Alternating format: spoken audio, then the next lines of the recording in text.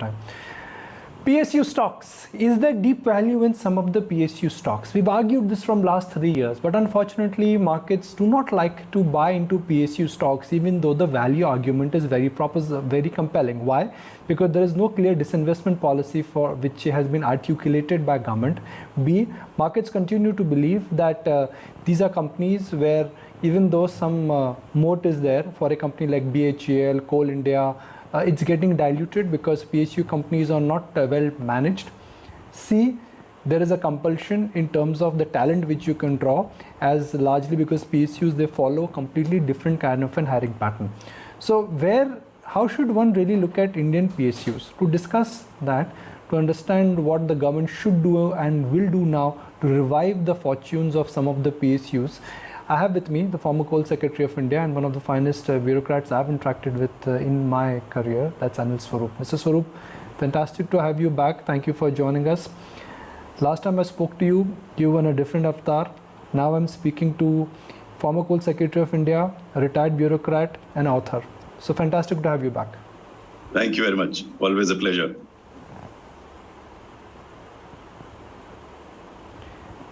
The way markets are giving a stepmotherly treatment to PSUs and PSU stocks, do you think somewhere the justification is right? Because even though these PSUs have a lot of wealth, lot of value, great balance sheets, no risk of solvency, their importance in the economy and importance as businesses is only getting diluted. Okay, let us try and understand why this happens. And I'll give you the example of Coal India, because that's where I saw a few things happen. I don't know whether you recall the share price went beyond 400 and now it's below 200. Let's try and understand what led to beyond 400. And then let us see whether a similar thing can or should happen in other public sector undertakings. What happened in Coal India? When I took over as Coal Secretary, everyone thought that the primary problem was coal scams. But I soon discovered that the primary cause was the shortage of coal. And Coal India was the primary producer of coal. So we sat down with Coal India and worked out a clear-cut strategy and defined our roles. Now, this is very important. Role definition is extremely important. Unfortunately, it doesn't happen with PSUs. And that's the reason why people do not have confidence in public sector undertakings, because the government keeps poking its nose. But what we did, and that can be replicated for other public sector undertakings also, is that we defined, we said, these are the activities that can be assisted by the government. And I'm using the word assisted very deliberately, because what I personally feel that the government needs to facilitate PSUs, not monitor them. We are too much into PSUs, making mess out there.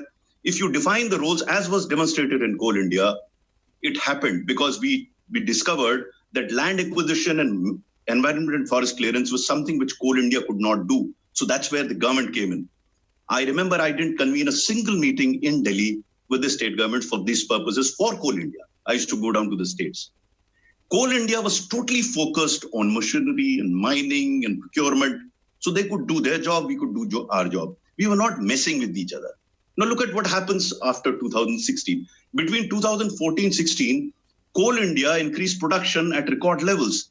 In 14-15, it increased by 34 million tons, which was more than the cumulative increase over the previous 4 years. And on this, the increase was another 44 million tons in 15-16. We came to a situation where we were thinking in terms of exporting coal to Bangladesh, and hence the price or the share price went beyond 4,000, because that was the value that people saw in Coal India. What happens thereafter in 2016? After 2016, Coal India is left without a chairman for almost a year, their temporary chairman. Now, these are lessons for all PSUs. You know, Coal India should become a case study between 2014 and 16. What exactly happened? Exactly the same thing if it happens to the other public sector undertakings, their share price will increase. Now, what is happening now? Government is trying to balance its budget by sucking money out of PSUs. That happened with Coal India. When I was secretary, I'm really thankful to the minister who agreed with me most of the issues. We worked together. But what happens thereafter? Coal India has a massive expansion plan, but money sucked out. Today, they are cash short. I can't believe it. At that point in time, they had 45,000 crore as cash. Today, they are strapped for cash. They're looking for money outside. So government has a prominent role to play, but they play the role of a facilitator. If that happens, I think it is true of all PSUs.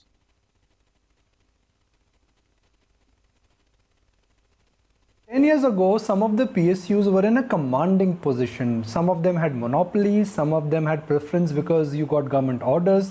5 years from now, do you think the relevance of PSUs in business will only get more and more diluted? Some PSUs will be sold, some will not be able to attract talent, and some will get completely weeded out because of competition. Like everybody is saying that government has no business to be in the business. Is that where PSUs are headed? Let's try and understand. PSUs have a very important role to perform. Imagine a scenario. I mean, everyone talks about, denationalizing Air India. Imagine a scenario where only private airlines were running the show here. What would happen in crisis situations? They have a role to perform. But we in government have to clearly define what that role is and then leave them alone. I mean, we should select the best of people. I'm aware, even now, some of the companies have phenomenal personnel that's sitting there. The question is whether I'm empowering them. All will depend in next 5 years whether we are able to create that relationship with PSUs, clearly identify the roles, and also have a clarity of thought about whether we want to have those PSUs or don't have it. You can't leave them in a limbo, keep deciding whether we'll disinvest. If you got to disinvest, disinvest. If you want to get out, get out. The problem that the market sees, I mean, I am now outside the government, is that they're not sure which way the government is going. Look at commercial coal mining. Now, this was a decision taken a year ago, and we have it once again now. I'm all for commercial coal mining because that's the need of the hour. But let's get cracking, let's get doing. The problem is, I mean, sometimes in this country, and it's been there for past 7 decades, we believe in making announcements, not making a clear-cut action plan regarding what needs to be done, how it will be done, who will do it, by when it will be done. Look at the programs that have succeeded in the government, whether it was Coal India from 14 to 16, whether it's Swachh Bharat. These are programs where there was clarity of thought, implementation was done, clear monitoring and facilitation, and it happened. Same has to happen. No, I can't predict whether that's what government is going to do with regard to PSUs. The clarity of thought has to be there. And once there is a clarity of thought, once there is a definite judgment, I think the public will accordingly evaluate these shares. Right now, the uncertainty is the primary cause of not valuing the shares properly.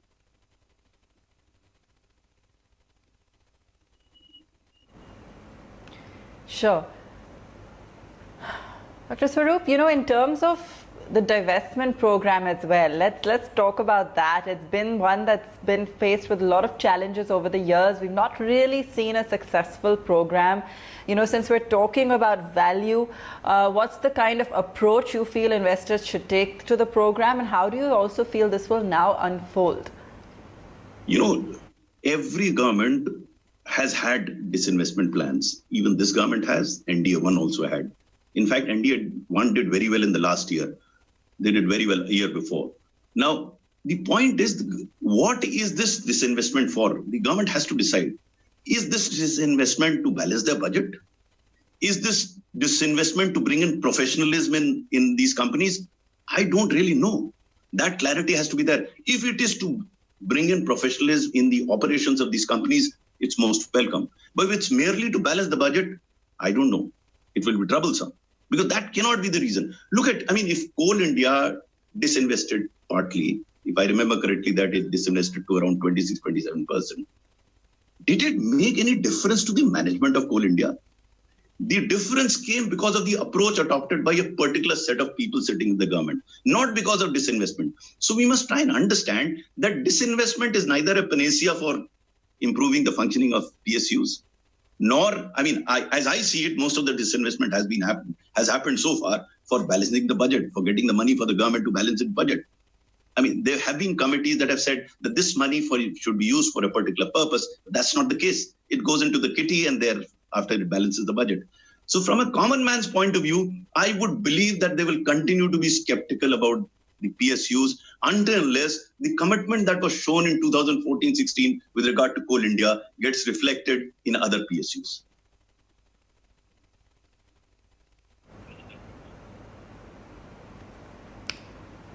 Fair enough. Do you also see things changing or benefiting from the Atmanirbhar Bharat program? Do you see a sea change really coming in as the government pushes ahead with reforms and with a new agenda? I'm still trying to understand what this Atmanirbharta is all about. I'm all for it. I think government should produce what it should produce and not unnecessarily import. Again, I go back to the example of coal because I handle that as a subject.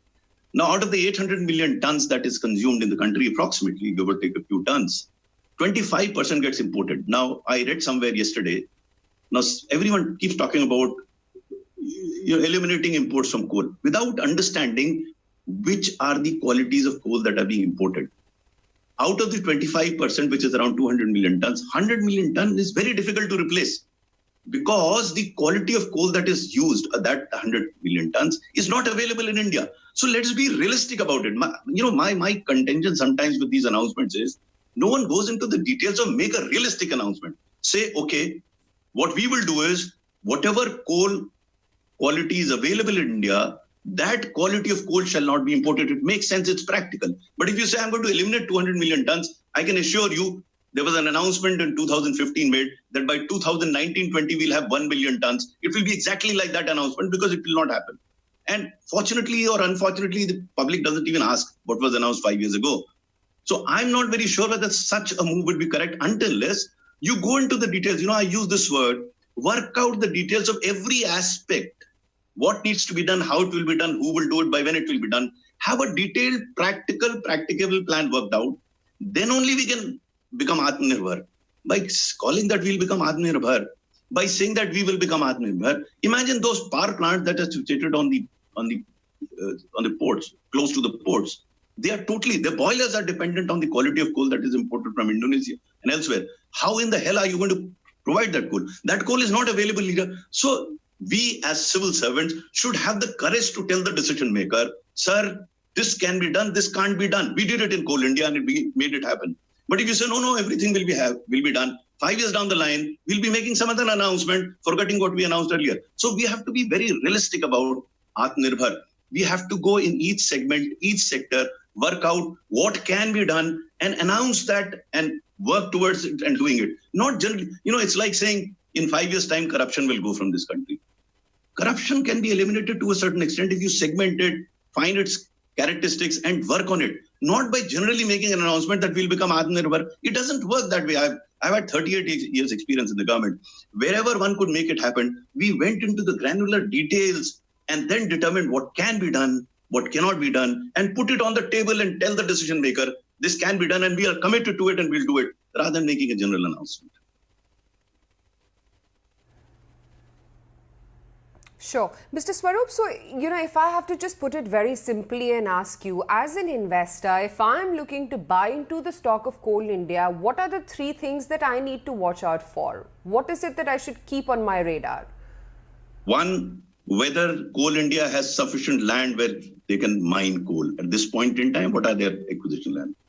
What is the extent of environmental forest clearance they have? Because there are 3 factors that will determine the production of coal. Then I'll come to the profitability of coal. The third is whether they have plans for procuring those rakes, railway rakes for evacuating coal, because this coal exists in interior areas. So this is as far as the production is concerned. As far as pricing is concerned, Coal India will be under a bit of a pressure because if commercial mining does come through, though I have some doubts about it, I hope I'm totally wrong. If commercial mining does come in, the pricing itself will be impacted. So the margins with Coal India are going to come down as they have now. They will not be able to dictate those margins as they were. And they will in any case be pressure from all over. Coal India is the only company that gets pressurized by everybody. Power sector, everyone. Look at what has happened to Coal India. The power gencos owe Coal India, as I'm told now, about 15 to 16,000 crores and no one seems to be bothered. And Coal India is cash strapped. The team there is excellent. I mean, the present chairman is an absolutely outstanding officer. The team in the government is very good. The point is, how do they evolve? Are they prepared to look at what happened between 14, 16? The price could go up. Because there has been a history. There has been a case where the share price did go beyond 400. People should try and understand how it happened. So for an investor, if he sees that happens, if he sees that proactive facilitation by the government in terms of land acquisition, in terms of forest clearance, then of course the price will go up. And finally, if government of India does not unnecessarily interfere in fixing the price at which coal has to be sold, let Coal India take a call on it. If these things happen, because that's where the margins are, then I think the investor would be comfortable in looking at an increase in the share price. Okay, Mr. Swarup, leave it at that. Thanks for helping us understand how to really evaluate these companies, and who better than you to give us insight on that. You may